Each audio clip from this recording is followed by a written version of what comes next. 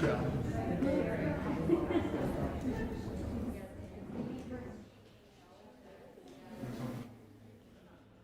We've got so many cables floating all over everything because we can't figure out how Hey, Ronnie. everything works.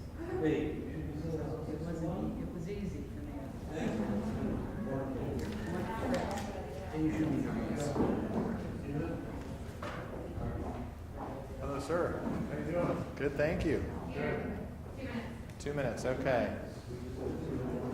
2 minutes. Very good. 2-minute warning has arrived. I'll send it out. We just got the 2-minute warning. Good. Thank you for being here.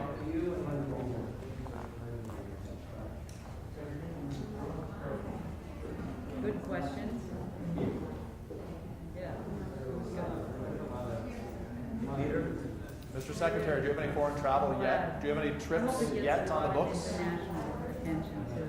We have some, yeah, conceptually. Boy, we have to rejoin the rest of the world. I imagine the pandemic challenges the ability to do that in person. Well, not completely. I mean, we do it carefully. Yeah. But we're in touch, such a tight schedule. Right. So we don't have a lot of leeway.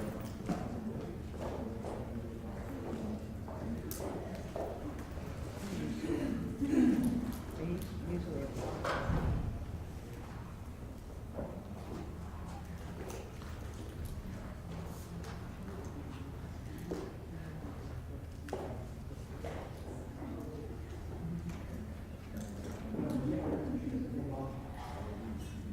Someone can just picture side by side.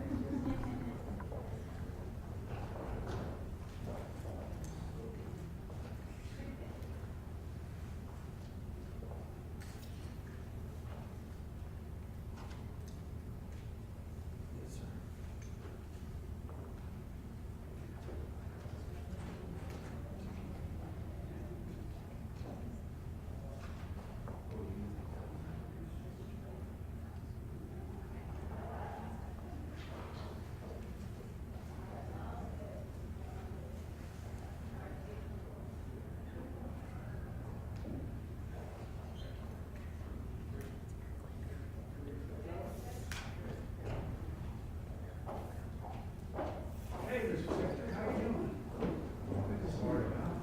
Happy to see you.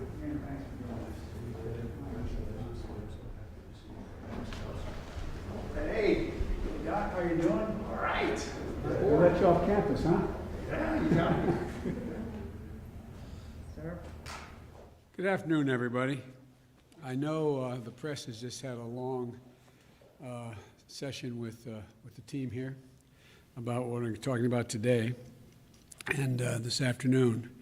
And let me just start by saying I can't tell you how much I appreciate the three people standing next to me here for what they've agreed to do to help, particularly my best buddy, John Kerry.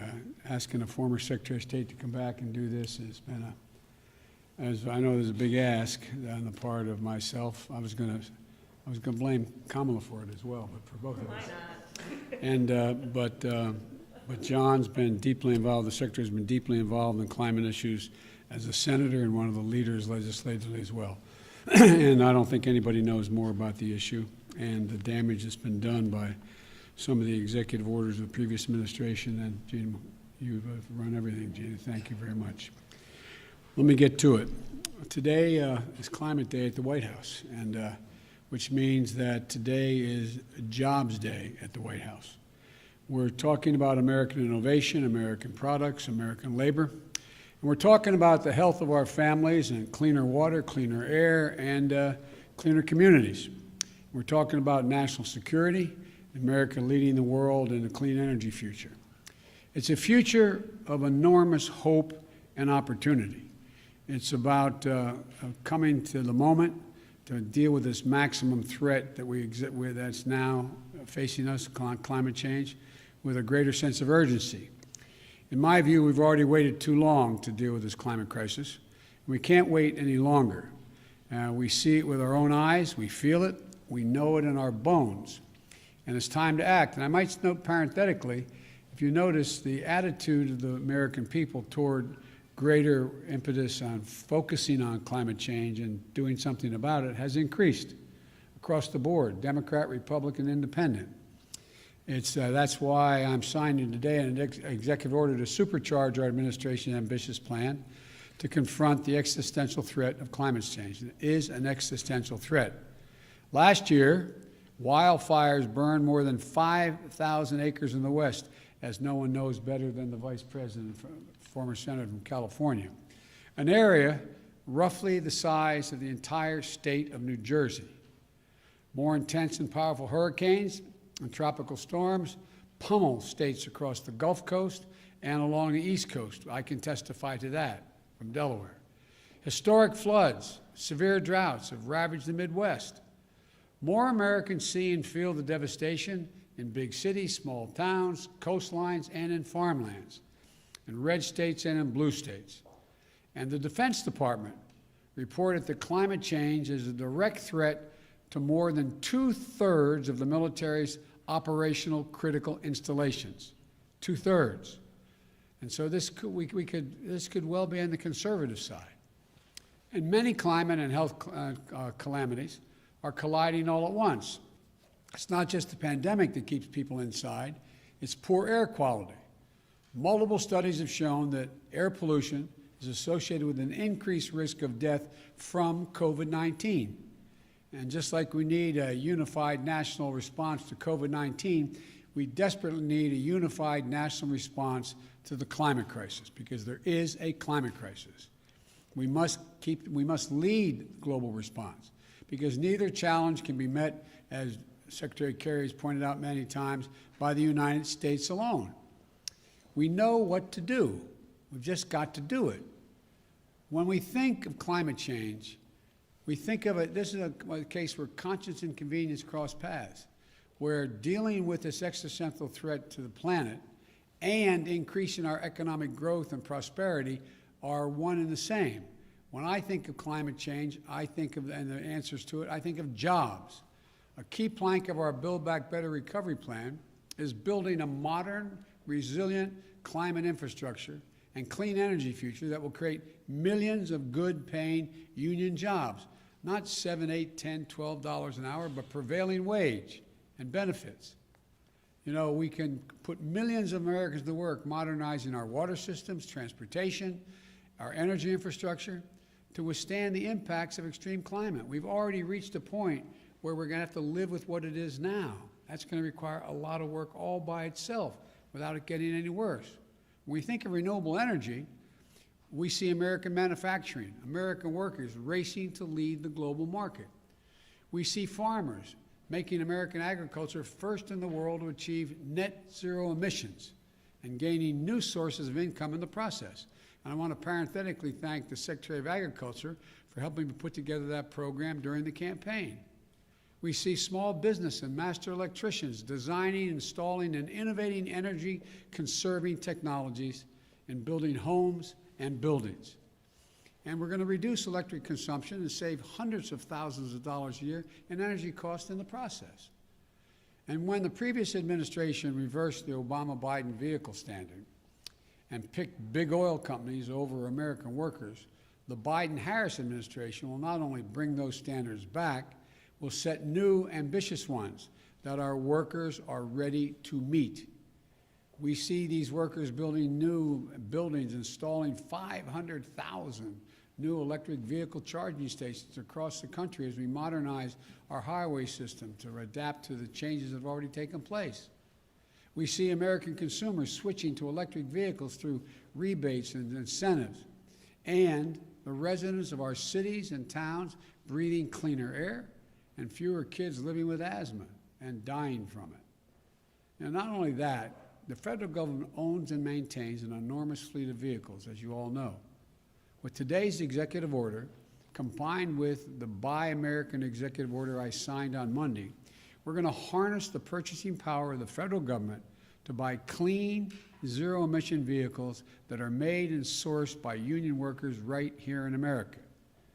With everything I just mentioned, this will mean 1 million new jobs in the American automobile industry, 1 million. And we'll do another thing. will take steps towards my goal of achieving 100% carbon pollution-free electric sector by 2035, transforming the American electric sector to produce power without carbon pollution will be a tremendous spur to job creation and economic competitiveness in the 21st century, not to mention the benefits to our health and to our environment. Already, 84% of all new electric capacity planned to come onto the electric grid this year is clean energy. Clean energy. Why? Because it's affordable, because it's clean, because in many cases it's cheaper, and it's where we're keeping up. They're keeping up.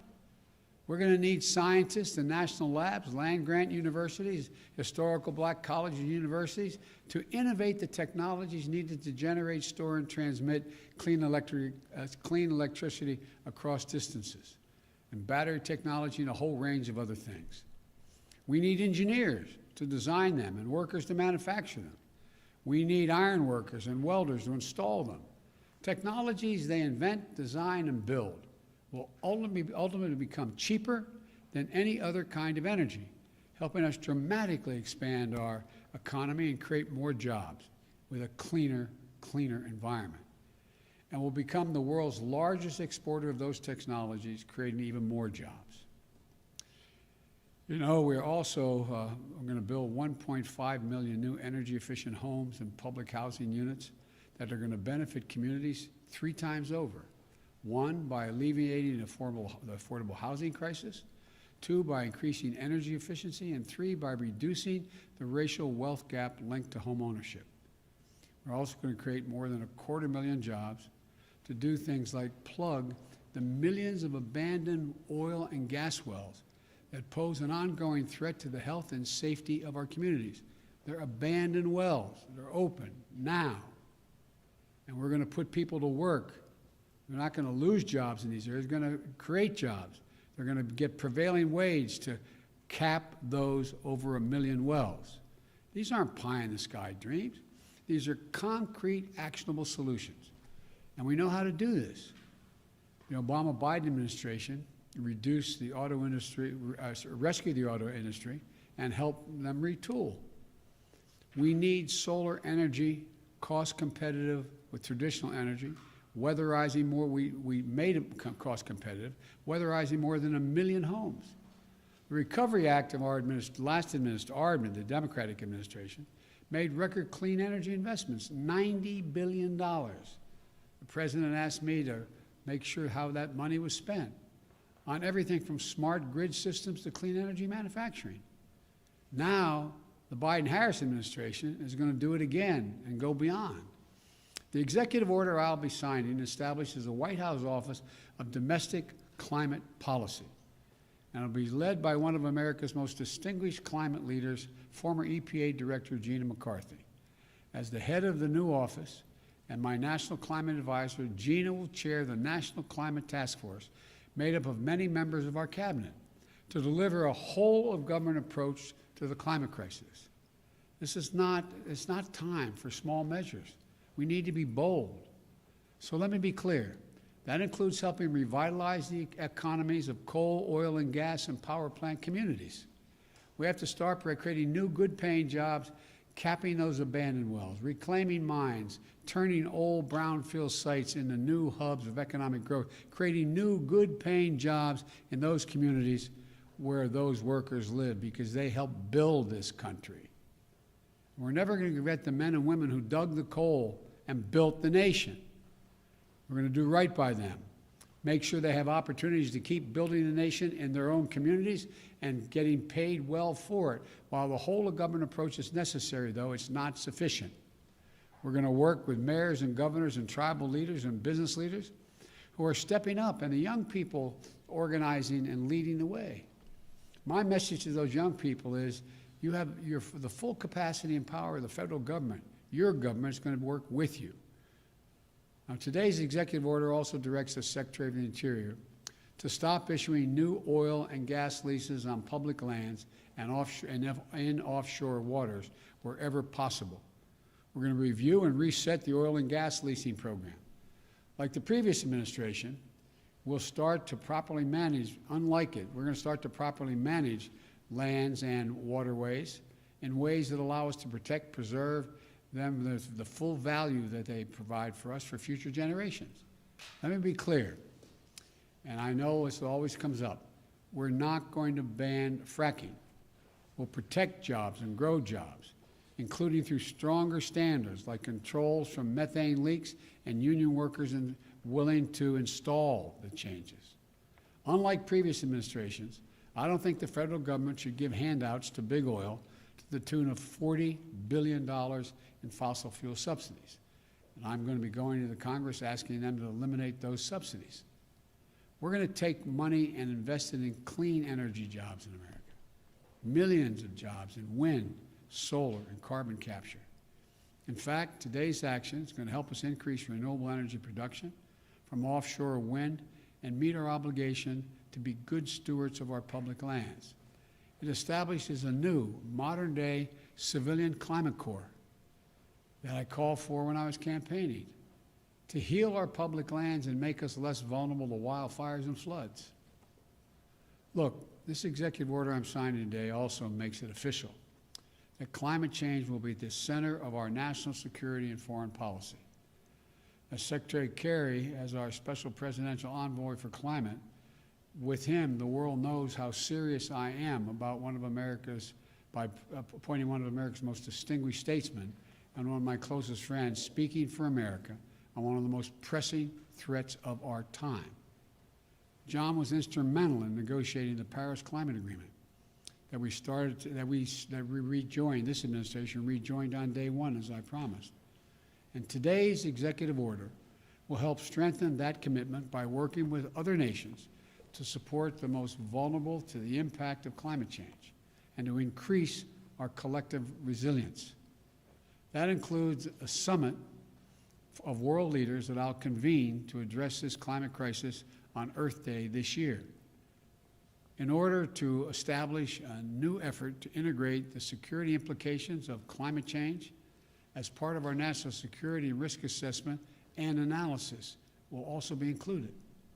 With this executive order, environmental justice will be at the center of all we do addressing the disproportionate health and environmental and economic impacts on communities of color, so-called fence line communities, especially those communities, brown, black, Native American, poor whites. It's hard, the hard-hit areas like Cancer Alley in Louisiana, or the Route 9 corridor in the state of Delaware. That's why we're going to work to make sure that they receive 40% of the benefits of key federal investments in clean energy, clean water, and wastewater infrastructure. Lifting up these communities makes us all stronger as a nation and increases the health of everybody. Finally, as with our fight against COVID-19, we will listen to the science and protect the integrity of our federal response to the climate crisis. Earlier this month, I nominated Dr. Eric Lander, a brilliant scientist who is here today to be the director of the Office of Science and Technology. I also nominated another brilliant scientist, Dr. Frances Arnold and Dr. Maria Zuber, to co-chair the President's Council of Advisors on Science and Technology, so-called PCAST, that President Eisenhower started 6 weeks after the launch of Sputnik. It's a team of America's top scientists charged with asking the most American of questions. What next? What's the next big breakthrough? And then helping us make the impossible possible. Today, I'm signing a presidential memorandum making it clear that we will protect our world-class scientists from political interference and ensure they can think, research, and speak freely and directly to me, the Vice President, and the American people. To summarize this executive order, it's about jobs, good-paying union jobs. It's about workers, building our economy back better than before. It's a whole-of-government approach. Put climate change at the center of our domestic, national security, and foreign policy. It's advancing conservation, revitalizing communities in cities and on the farmlands, and securing environmental justice. Our plans are ambitious, but we are America. We're bold, We're unwavering in the pursuit of jobs and innovation, science and discovery. We can do this. We must do this, and we will do this. I'm now going to sign the executive order to meet the climate crisis with American jobs and American ingenuity. And I want to thank you all. I'm going to go over and sign that now.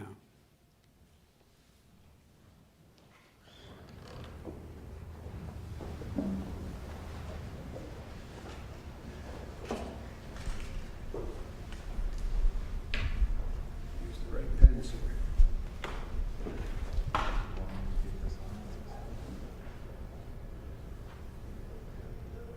The first order I'm signing is tackling the climate crisis at home and abroad.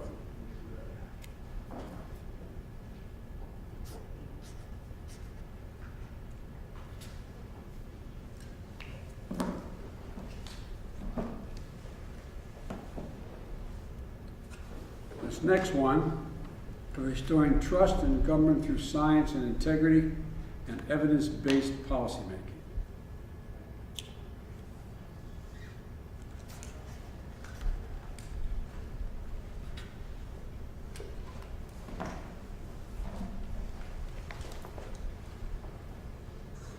More here. And this last one is the President's Council on Advisors on Science and Technology establishment.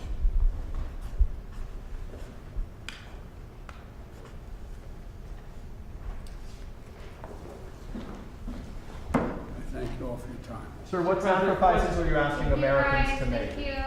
Mr. President, will you just tell you guys the emergency on climate change, you guys? Sir, after the Republican vote, do you still support the impeachment trial, sir? Still support the impeachment trial, sir? Thank you, sir.